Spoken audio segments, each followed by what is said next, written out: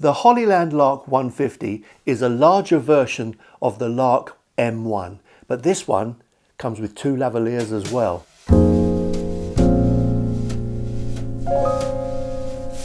It's a comprehensive package, and it comes with a charging case which will charge everything 2.5 times over.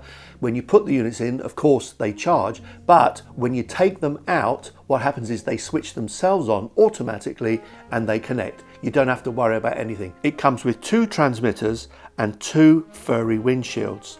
The furry windshields fit onto the transmitters, but they don't fit onto the lavaliers that come with the whole package. There is a hole under there actually, so you can get a lavalier into there, but the holes are too large for the lavaliers that the company supply, which is a great pity really. It comes with a slightly unusual receiver, a TRS cable, a TRS to TRRS cable for your phone, a charging cable, of course 2 lavaliers, and because everything won't fit into this charging case, it's quite a package, they also give you a storage bag. The receiver unit is very different from other receivers that I've seen on wireless setups. It's slightly bigger, but it has a fantastic display screen, very easy to read, and 2 physical knobs to adjust the volume of each lavalier. It's got 3 modes. The mode I'm using now is the mono mode because it's just me on my own. So it's sending this into the left channel, but putting the left channel into the center basically. That's the mono mode. Then there's the stereo mode. Now if I switch this to stereo mode now, my voice would switch to one side and the other side would be empty because that other side is available for your second lavalier or your second transmitter. So when you've got 2 people speaking, you can adjust each volume separately, one on the left, one on the right, and if you want to then mix them to wherever you want them to be. So that's the stereo mode. You can also use 2 lavaliers in mono mode. But what that means really in effect is you can't adjust each person separately because they're on the same track. You also have a safety track mode, and that means it records your voice at normal sort of volumes wherever you set it, and the other track is used to have your voice 6 dB lower. If you use 2 microphones, the 2 microphones go to one channel and then the other channel also has the 2 microphones. So you can do that with 2 mics, but you can't then again mix the 2 voices separately. If you want to mix voices separately and get the volumes different for 2 people speaking, then what you need to do is use stereo mode, split them up and then adjust later in post. The thing is, the unit is very easy to read and it's dead easy to adjust on the fly, so you've really got control of the gain. At the moment, I've got the unit set on plus 20 dB and I'm using a Sony camera at its lowest setting to get the least noise possible because obviously I'm indoors and I don't want to have any hissing and stuff going on like that.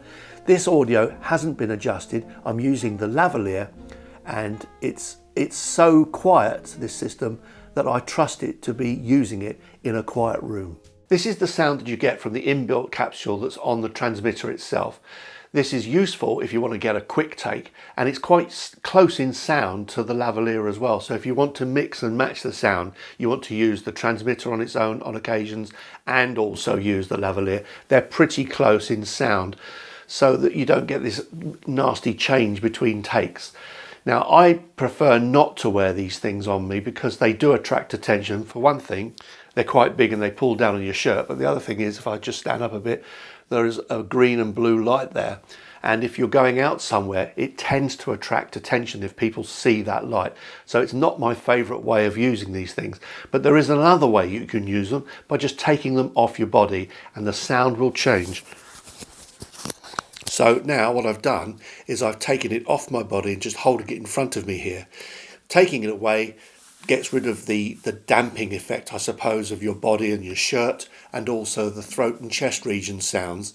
And you get perhaps a slightly more treble focused sound, which is a little bit better for some people for clarity.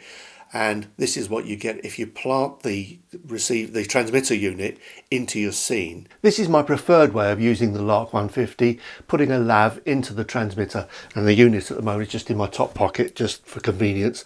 And it's hidden away, out of the way, no lights are showing, it's not pulling everything, my shirt down, all those sorts of things. And when you're out in public, you've only got a lavalier showing. Although if you put a fluffy on, it can be a bit more annoying because people can see that and they wonder what you're doing. But this is the sound that you get. The lavalier included with this package is pretty good. You get 2 of them, so you can have both people matched, both sounding the same, really good. And as you can hear, it kind of matches quite well with the sound of the internal mic on the transmitter itself. So that's quite useful when you're using both on any shoot. So for instance, if I now pull it out, if I just pull this out, if I put it back to where the lavalier is, there's the sound of the internal unit. That's the sound of the internal unit. Take it away, plug in the lavalier, and there you have it. That's the sound of the lavalier. So the sounds kind of match, which is really useful when you're out and about shooting. This is how the 150 sounds outside, and I'm using the unit itself, the internal microphone, and I've just got it plugged there with a fluffy on top because it's quite breezy. And you'll see now I haven't got reflections going on around here. It sounds quite different to being indoors. So this is the sound you get from the unit itself. Now I'll switch over to the lav, and this is what you get. So I'm now using the lavalier going into the transmitter, and this is what you would get outside. What I don't like about this though is the fact that it doesn't come with a fluffy to fit the lavalier. The fluffies themselves do have a hole there, as I said earlier, and there's a hole underneath, but unfortunately the hole is too large for the lavalier that they supply, so it doesn't stay on.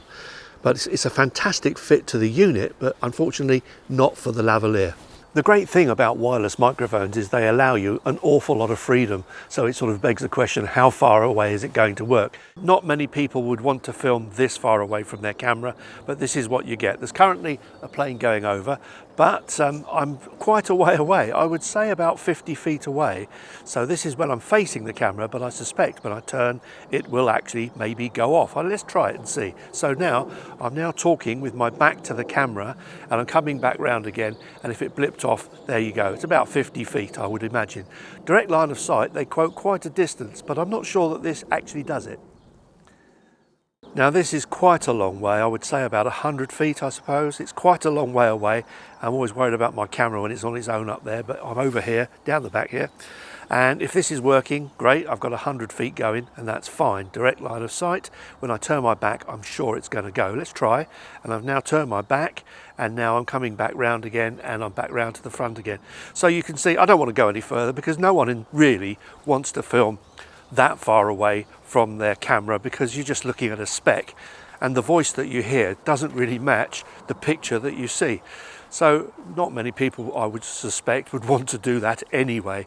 And as I said again earlier, the stronger the radiation is from the unit itself, there's more chance of this thing picking up interference on a lavalier, because some lavaliers are a bit susceptible to that. Of course, something else you can do is to just plant the lavalier somewhere in the scene, get it off your body, out of sight, so you haven't got that thing on your body, and it sounds pretty good. And you're probably wondering where it is. It's not on the table, it's actually underneath the table, just here. If you need a little bit more isolation from surrounding sound or from reverberation, there's nothing to stop you plugging something else into the transmitter unit. So I've plugged my microphone in, and I'm now using a Sennheiser shotgun. In effect, what that's doing is it's isolating me a little bit more than a lavalier would from things like traffic noise, bird noise, and anything else that's going on around me. Indoors, of course, it'll cut down reverb sounds. Hopefully it would work, but it does give you a little bit more flexibility and a better sound as well, because this is a very, very good microphone. Because the Lark 150 has 20 dB gain, I can even use a dynamic microphone if I want a little bit more isolation from sounds around me, because these microphones are less sensitive to sounds that are further away.